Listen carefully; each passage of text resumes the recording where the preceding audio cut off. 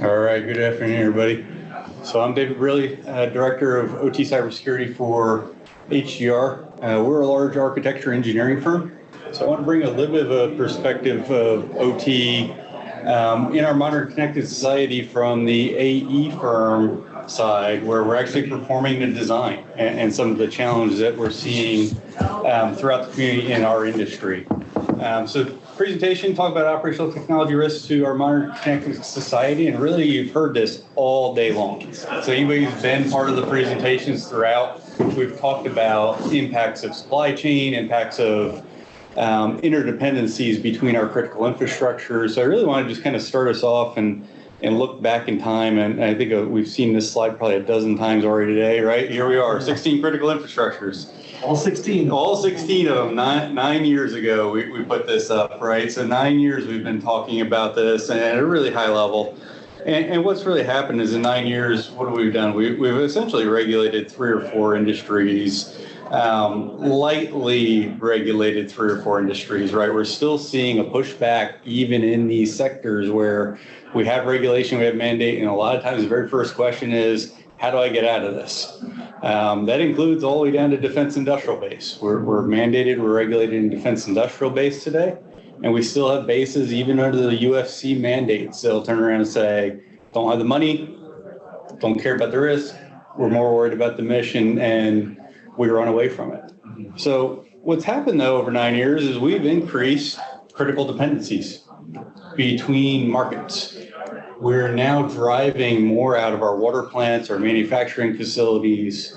We've become a very, very connected society in 9 years. It was not common for everybody to have a laptop, home internet connection, cell phone, watch your plant from the phone, so on and so forth. So what we've done is we've created a much larger attack surface, but we really haven't fixed much of the problem. So I like to tell everybody all the time, I work in all of these industries. I'm responsible for all these industries from an AE firm perspective. And what's happening is we're seeing them run away. But when I think about critical dependencies, I do 60 to 70% of my work is for the military. I look at the military base and say, I'm not going to attack the base. I'm going to go after its dependencies. So what serves the military base? Water, wastewater systems. As soon as they step outside the fence, where are we not securing things? Water, wastewater systems. Our power grid, our food supply, our healthcare, all of those things combined are really a big challenge for us today. So we fight this every single day. My team is running about 140, 150 projects a year, which is a small subset of what we probably should be seeing. But it's because we have a ton of myths and misconceptions, even at the owner level, and we're getting this pushback. So I love the lead-ins that we were just hearing from the last presentation, all about we need a framework, we need a path, we need our owners or our stakeholders to start driving this, because we still have folks that are saying we don't need patching, right? The old methodology of we're security through obscurity. Owners that say we're either too large to be hacked, too small to be hacked, or my favorite still is our systems integrator, the guy who put it in, or our IT staff, and they have those assumptions. So one of the favorite ones with systems integrations firms is our system integrator has our backups. Well, that's fabulous. If you have a contract with your system integrator that says you're maintaining these, securing them, and you have a service level agreement that says my water treatment plant can only be down for 4 hours, we need you here in 3. Our IT staff, I've got a couple of owners now where they've discovered a great methodology where IT is there. The systems are connected, and what IT's response is we're providing the network connectivity and infrastructure. We know nothing about your end devices. But this is the culture, right? We have a lot of folks who are still looking at this and saying it's too expensive, we're not seeing the risk, don't apply or don't do anything at all. So security doesn't equal obscurity. Antivirus should be a bare minimum requirement. Air gap isn't safe anymore. Our staff would never. My image here on the right-hand side, this has since been corrected. This is a water treatment plant client in the Pacific Northwest, where the system maintenance folks made a risk-based decision, or a cost-based decision, we should say. It's a 25-minute drive to this site. They were responsible for going to this site 2 times a day. So what they did is they saved an hour of driving each way 2 times a day by buying a direct connection, DSL modem, that is directly plugged into a PLC that is controlling a water plant. I'll call it a small water plant. So it's a well with some chemical injection for a little over 15,000 households. No security at all. And this is what we're seeing in the industry. So I look around and we've got a lot of security professionals here. I don't see a lot of our owners, and that's part of our challenge is we're not getting the owners to the table. I don't see a lot of folks that are doing the design side. We're talking a lot about policy and vendors, and for us in the design, most AE firms are very risk adverse. And we don't want to be the first ones called to the table where we start making design decisions because we can never turn on everything in a standard, right? We all know we've got to scale those, and it's not going to fit a small water plant the same way it does a large, or a small manufacturer the same way it does a large. They don't have the same level of investment. They don't have the same staff. So really what I want to talk about a little bit today is where do we start? And you heard in the last presentation, we got to at least get the hygiene, which really for us is a standard of care. We need to start developing a common standard of care across those of us that are responsible for designing and putting these systems in, or we're still going to be fighting the basics, and the rest of the crews that are here talking about those more advanced features aren't going to even have the basics to help folks respond. So we all talked about the attacks. I'm not going to drum on this. This is becoming more and more and more frequent. It's hitting all of our industries. The only thing I like to remind everybody about every one of these, because I talk to my owners and my owners look at this and say, well, it's a water plant, that's a power plant. Remember that every one of the systems that you see here is used in every one of those 16 critical infrastructure industries. Okay. So Triton PLC that got hit there in the middle with the safety system attack is the same thing that we use in oil and gas. Stuxnet, where we're hitting a specific PLC brand, those are kind of around the world. So we got to remember this is not an isolated problem. It's not necessarily even that we're worried about an attack on a specific owner. But once this is out in the wild, it's going to get to anything you can see that happens to be out there in the wild. So what we want to do is I really want to start getting the community thinking about how do we decrease owners' risk through elevating standard of care back at design. So because I'm seeing that pushback and we're seeing that we cannot afford it, it's too much money, it's going to cost me extra to turn it off. I just had a healthcare owner the other day told me if it costs them one extra firewall in a brand new hospital, don't buy it, don't do it, we're not going to do anything. It's a $1,500 firewall in a multi-million-dollar hospital. It's really scary when we start to break down that we're struggling with that level of basics. So what do we do to elevate standard of care? So I'm going to use CSF, right, wrong, or other, just to kind of frame these in. So we started talking about what are the things that we can automatically put into design, into specifications that will either lower risk, decrease response time, give us something to get us started. And this isn't necessarily meant to be comprehensive, but if we just start thinking about the things that it really doesn't cost us a lot of time, a lot of money to do, it's a lot of blocking and tackling that will help us. So if we think about, working our way through the categories, identify, really would not be hard, and we have not seen pushback from our contractors if we ask for basics. Give me an inventory of devices, including software, hardware, MAC addresses, everything that you're going to provide and put on these networks. Why? It's a great response tool later, right? We're no longer talking about, hey, we don't have this. Think about use cases for connectivity. This is a very easy exercise as a design engineering firm to go through and talk about all the different systems that are going into installation, whether it be a water plant, a building, and actually look at what is the business case for making system A talk to system B and documenting those. Getting those configured so that only those use cases exist. Because if you're putting in a brand new network, you're really talking about minutes inside of an access control list or inside a routing table to add or subtract those. Again, because it's been documented, it was put in place on day one. Is it necessarily a detailed protection? No, but it's getting us a lot better than we were before. Simple things like turning on your logging features, and then my favorite, please make our contractors actually give us as installed diagrams. Contract diagrams are not as installed diagrams. Things happen during construction. Make them update it, make it part of the deliverable package. Again, I've worked on the response side. The more information you give me about what's normal or what should have been there, the faster I'm going to get you back. So when you think about this from the protection side, a lot of these, again, blocking and tackling basics. So low cost, no cost. physical security should be part of something we do every single time. Port security, physical security, throw it in locked rooms. Remove and document changes, things like default usernames and passwords. I can't tell you how many sites I've been to where I can sit there, I know nothing about the device, I can get on Google, find that default username and password, get on their free Wi-Fi that's unsecured, connect, and do whatever I want. Change those, document them, log them with the owner so that they know what they are, because it's going to happen, something's going to occur, and they're never going to know what you changed it to again. Latest firmware and software, and we've done a lot of coordination with our construction partners on this. This is something that they are willing to accept is, okay, let's make them, when they get to the field before it gets bolted to the building, update the firmware, update the software, the latest patching. Again, it's a 10-minute or 15-minute fix, but for anybody who has not bought equipment lately or is not familiar with the install side, a lot of times when we're buying this equipment, if you're buying a Rockwell PLC, it's coming from inventory, or if you're buying a network switch, it's CDW. This stuff's been on the shelf 6, 9, 12, 18 months or more. So what happens is when it shows up on site, if you don't mandate this and make it part of the contract, you're inheriting something that has 18-month-old firmware that has known published vulnerabilities. So you're insecure on day one versus taking that little bit of money and going ahead and moving yourself forward.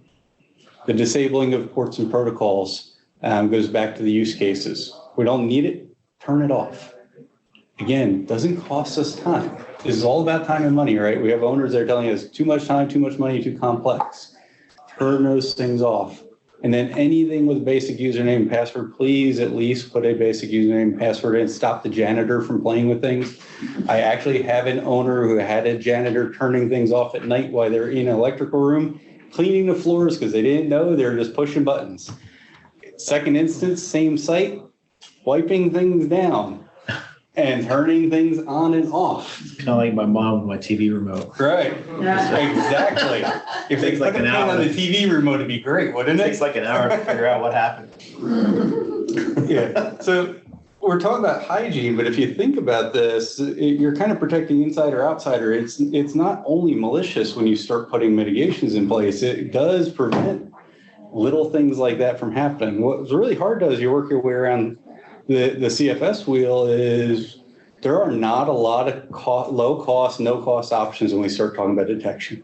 This is one of those line items where if we do have owners that do not want to engage, you do not want to put staff to watch a network, what we've done in the identify and protect steps is we put some basic blocking and tackling in, but we're going to have no idea when somebody comes in. So what we can do here, though, is we can start to do things like contractor security controls so that we don't infect it right there during construction. Put some rules in place for what they need to do with their laptops. I have a couple of construction contractors that are a little more progressive and actually do cyber talks in the morning, just like you would a safety talk for the people that are walking around and touching systems. It's just little friendly reminders. Hey, what about this? Or, this is a new log. One of my favorite things to do back when we were traveling pre-pandemic, when we were doing assessments, is walk in contractor's parking lot with $18 in a flash drive to see if I can get it brought into the site. 90% success rate. Goes really well for just lunch money to have it brought in and plugged in. Alarm rationalization, a lot of people don't think about this as a cyber prevention, but when we think about Oldsmar, the attack on the water treatment plant, we had a chemical dosing change. We've seen a lot of industries, especially we have HMI systems that are highly connected with a lot of alarms, 10,000, 20,000, 40,000 type alarms. If you don't rationalize the alarms, you'll end up with something almost looks like watching the ticker tape on the news report going across the bottom of the screen, and you end up losing visibility to the process. So if you actually rationalize your alarms in the event that somebody's in there and playing with something like a set point or tinkering with a PLC and causes that reboot, and you get that quick comms blip. If you've got nice clean alarms, you get some indicators along the way. So yes, this is more controls related, but it gives us signs of indicator for those owners that are not going to give you those network type staff or cyber type staff to watch. Physical breaches, kind of going back to the person who's touching things. Simple door switch on a control panel, especially remote sites. We have a lot of owners with remote sites. Hoffman door switch is like $18 to make that alarm go back off at the HMI. We know if somebody's plugging in. Should be a really basic thing to cover. And then login response, failure response. On the response side, again, we're starting to get into, just like you just heard in the last presentation, we as the AE firm or the architecture engineering firm have little influence over how a system gets operated and maintained.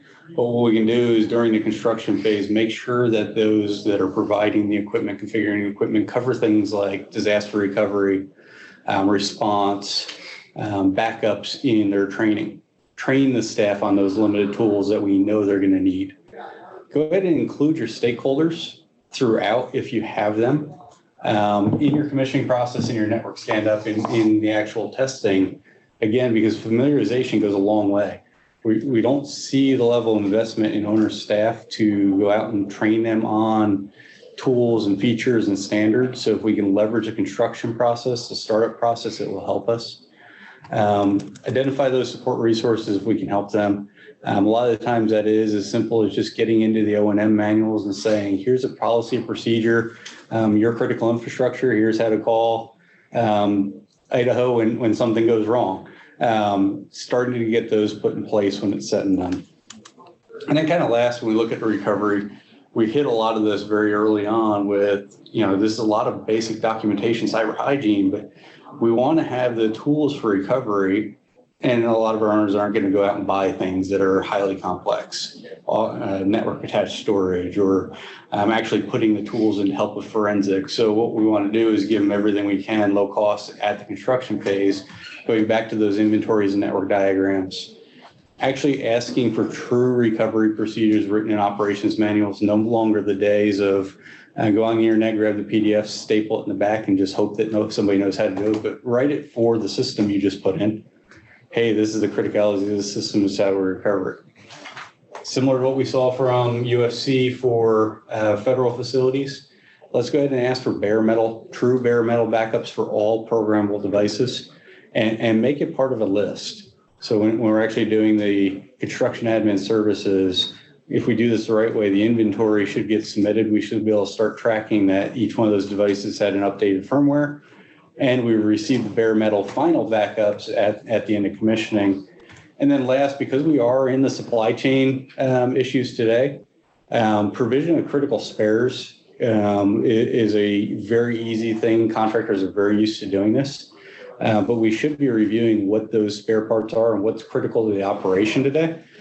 We are now starting to see, especially in some of our critical infrastructure projects where the construction contractors don't have the relationships.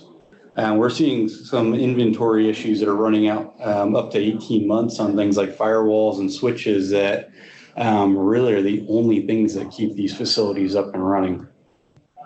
So with that, it looks like we have a few things coming up in the chat, but I really want to start to drive the concept of if we don't catch this very early in design, if we can't get that alignment between our groups, you're never going to see it on the tail end. So I'll pull up the chat here, see if there's any questions in the chat. While you're doing that, David, can I bring up one issue? Absolutely. So first of all, appreciate yours perspective, because I do think we've got to engineer cyber security and safety into projects as opposed to bolting it on, which I think we're falling in line when we're doing that. I had an interesting request actually a statement of work come in from the Metropolitan Transportation Authority out of New York City, asking for how do we set the requirements for cybersecurity in future construction projects and in future P3s. Is that something HDR is working on? What do your clients need to ask? What do they need to put in there, not just for initial design, but ultimately performance controls, and for which then you can respond to? Yeah, so my more progressive owners have actually gotten to the point now where they're writing policies and procedures, even standards that affect the full life cycle. So that would be what they do with their staff, what's expected of their vendors and integrators, all the way back to the requirements for their designers and AE firms. So they'll put in structures in place to say, this is what our network's going to look like. We're following ISA 62443. These are the predefined zones and conduits. These are the areas that we already put network monitoring in, and we expect you to make sure that future contracts either address the licensing or at least bring those in. So when you look at that full life cycle, we do have several owners now, several examples where the owners have actually asked us to come in and put that full program in place. So write the policies and procedures, do the standards, and if they're private industry, even going as far as writing off-the-shelf specifications with the equipment pre-selected and pretty much ready to go. So your future AE firm will essentially come in and have to look at the IO, maybe comms if we're leaving the site, but they know what the structure is going to look like and feel like. On the tail end, all the way down to things like the integrator coming on site no longer allowed to bring their own laptop, but it's stated in their guideline, their policy, and their specs that they know there is time that they need to account for to validate, hey, I wrote this off site, we're going to clean it, test it, and I have to work on owner's laptop now. Okay. We would love to see that. It's a great best practice. We used to see it a lot in power, not seeing as much in the other industries quite yet. Looks like somebody in here, I'm kind of working my way through the top here. Isaiah Jones, Accidental Insider, yes. Do the basics during design, FAT, commissioning, yes. So really all those things that we were talking about are full life cycle when we talk about it from an AE firm contractor standpoint. So if we put it in the spec, we would expect to see it through the submission phase, the offsite factory acceptance test, revalidate everything when it gets into the field. One of the things I have seen recently that I wanted to make sure everybody thinks about a little bit is if we're adjusting cyber after commissioning, we need to make sure we have not broken something that was done in a function check. It really should be done together so that if you've changed something, we still revalidate the entire process. Because I've seen folks go in, make a final firewall adjustment, and all of a sudden we've lost comms and we lose functionality. So we do want to see that move kind of top to bottom. Next one in here is related to cyber safety engineered into buildings. Our owners that are starting to head more for net zero carbon, more advanced type smart buildings where we're seeing that increase of systems are beginning the exploratory process if we're getting the opportunity to actually deal with the owner versus an investor. The investment groups, we're not seeing it at all, right? They're coming in, they're building, they're moving fast, just like they always were. But the owners are starting to look at what is that path? What do we need to do? One of the biggest challenges I've seen with them, though, is the maintenance side. Who's going to own this? Who's going to maintain it when it's said and done? And they can never really answer that question, which makes it a little hard for us to make some design decisions around things like continuous monitoring. Let's see who else is down in here. Some statements on top 20 practices for PLCs, HMIs. Again, we would love to see those to start to get ourselves lined up with having those. I think one of the challenges we have as an AE firm who is, like most AE firms, risk adverse is we certainly are struggling with getting consistency in the industry because I don't want to pick 20. Number 21 is the vector that we use against an owner, and then we get sued because number 21 we didn't think about when we were the ones who turned it off. It wasn't an owner's based decision. That's part of why I think we really need the community to get together and say, at a bare minimum, we're starting here, and we all agree that we're going to start here when it's non-regulated. And then in here, as installed is important for contractors.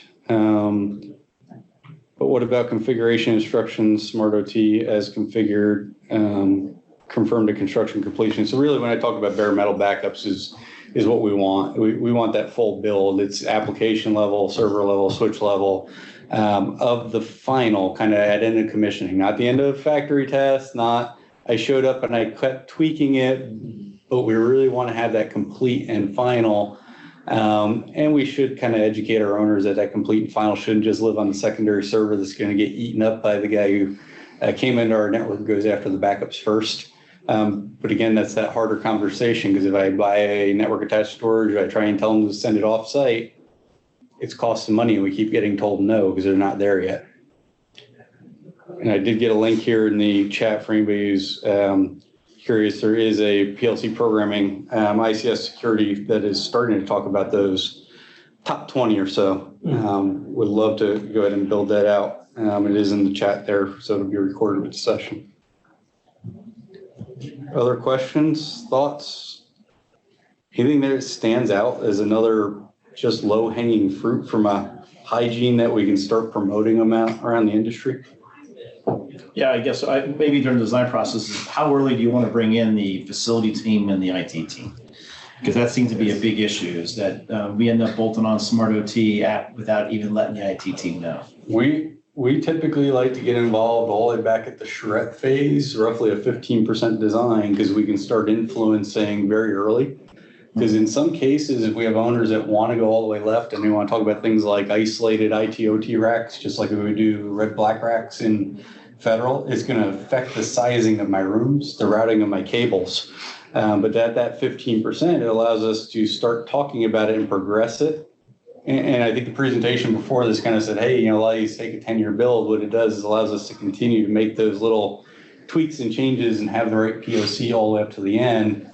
Unfortunately, there's not a lot I can do in that gap of, hey, it went to construction and it's coming back around, outside of things like getting that last firmware instead of 12 years old. But 15% is a great chance for us to find those people. And sometimes what we found through that 15% or 10% engagement is that the owner recognizes that they don't have the right staff, and they may actually look to go get that staff for a larger facility, so that they identify that as a gap. Are you getting to a point now for your owners, you're speccing the types of OT to include whether they're 6443 compliant or specific vendors, then ought to be able to get started on the integrated design? Depends on the owner. So private industry owners, where we can go in and go all the way down to equipment selection, we'll get engaged and we will work with them to select their standard of choice, consult them some on the differences if they have no idea, but essentially select and then design to the standard select equipment. The owners that are struggling with money and time, we're kind of using a combination of standards and risk management to help them understand risk posture and scalability. So you take something like 6443 and you look at it as you start going through that, and one of the very first things you're going to see is network monitoring. Network monitoring is a great tool. It's in every single standard, right? It's in this, it's in others. But if the owner's not going to have a networking person and not going to have somebody watching it, when we're using risk management, you're looking and saying, what's the impact to me? What am I buying there? I may only be buying a forensics tool, maybe.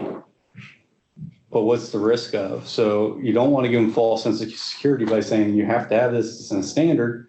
Give them something that they thought they bought themselves security and realize that it didn't change their risk profile. So we end up using that to really scale. We look at impact and consequence and say, if you turn this off, maybe there's some other mitigating controls you need.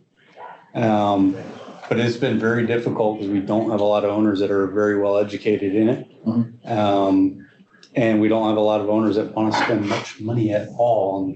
I gave an example in an earlier presentation. I actually had an offer to give somebody my credit card to buy antivirus for a water treatment plant because they were fighting us over antivirus application and water treatment plant, claiming they were disconnected from the internet with a two-factor or a two-firewall solution for remote access for their operators at night.